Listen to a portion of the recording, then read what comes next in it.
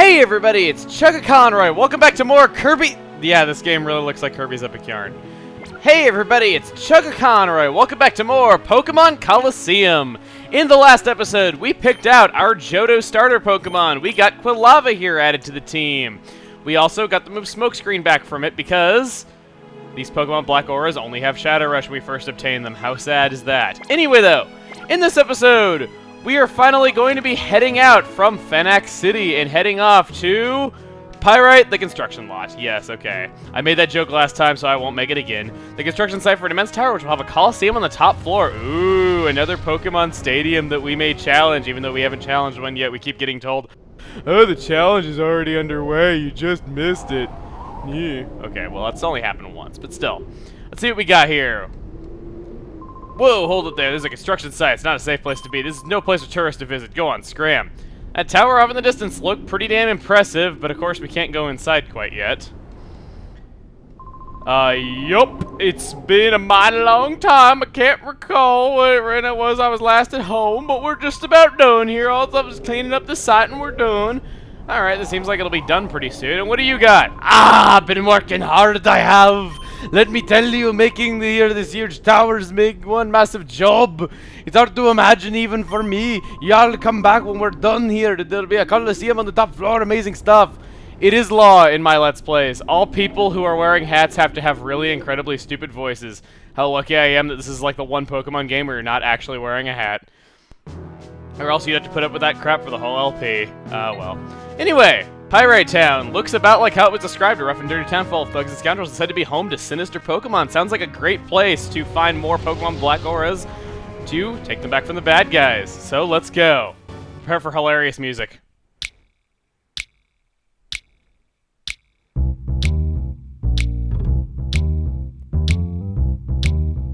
I love that bass line. It's just finger stab and then just bump, bump, bump, bump. Anyway, Mr. Johnson, give him a break here. I keep telling you, I don't know anything. That better be true, Kale. If you're trying to con me, I'll know about it. Mr. Johnson, sir, I wouldn't think about lying to you. You gotta believe me, right? Alright, fine. I'll let you off easy today. See you.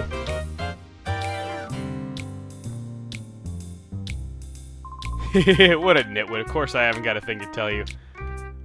Kale's being mean to him. He's outcasting Johnson because he has a normal name in a sea of really stupid names.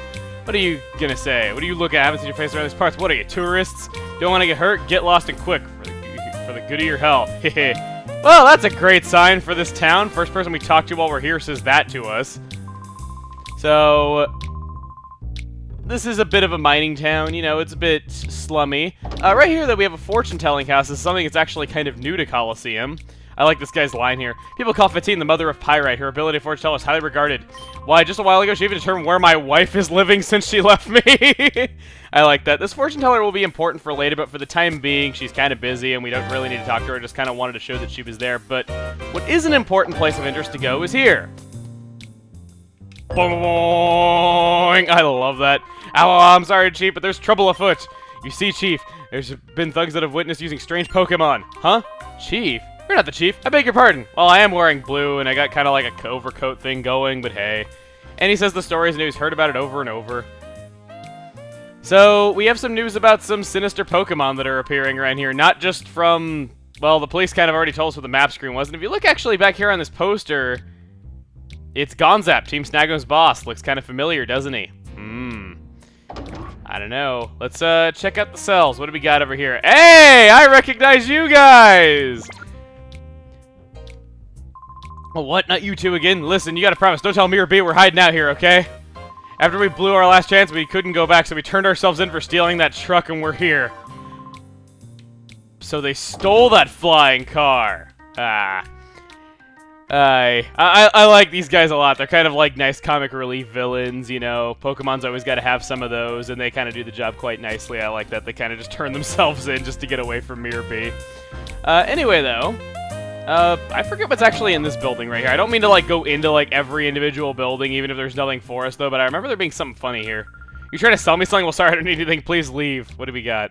Anyway, right here, this guy's gonna have a bit of information for us. Remember the name Duking? He says, when Duking was in charge, there any of this lawlessness that you see today. What's come over Duking?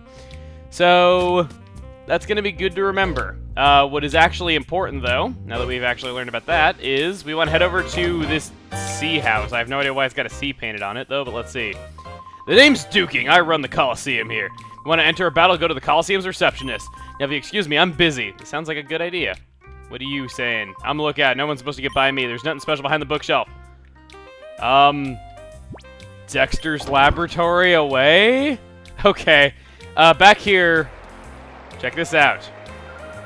Anything chatter, I'm bored. I want to play house. Oh my god. Marcy is just we gotta somehow snag them from those criminals. So if you see here, they're actually talking about something kind of relevant here. They're talking about snagging Pokemon back from criminals and whatnot. So they're quite important. Come visit and play with us another time. So this is kind of cool. These kids are very ahead of their time, so to speak, though. But after we leave here, check it out. Duking, how much more are you gonna take from Mirror B and his stooges? They're using you in the Colosseum. What's the matter with you? They sucked the spirit. Have they sucked the spirit right out of you? So you just clam up. I've lost faith in you.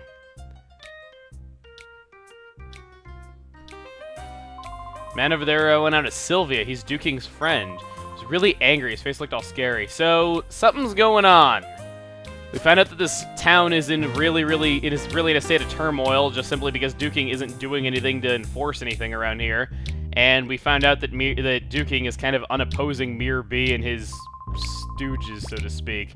I'm going to say no to this guy because he's actually going to battle to us, and he battles me anyway. Well, I kind of screwed myself there because he actually doesn't have any Shadow Pokemon. I knew he wouldn't, yet somehow I talked to him just thinking he was some guy who had something funny to say. I guess my memory on this town is slipping a little bit, but oh well. Let's, okay, move it. I don't want to. Oh, he's saying F you, F you, F you. A lot of people were disappointed I didn't say that in the first episode. They're like, oh man, no F you, F you, F you laugh. Kind of funny. Viewing this game in progressive scan, you can see that that screen is like floating out in front of the TV. But anyway, we head up here and... It was here in the square that I saw that strange Pokemon. I tried to leave town afterwards, but that was when those creeps grabbed me. We should be careful. Best of times, there's nothing normal about this town. So, they caught you here in the square? Funny. Looks more like a circle to me. Okay. Anyway, though. Every one of these trainers, even this guy and this guy over here, all have Pokemon with black auras that you can catch. So, what I'm going to be doing here is, I'm going to be trying out something a bit new.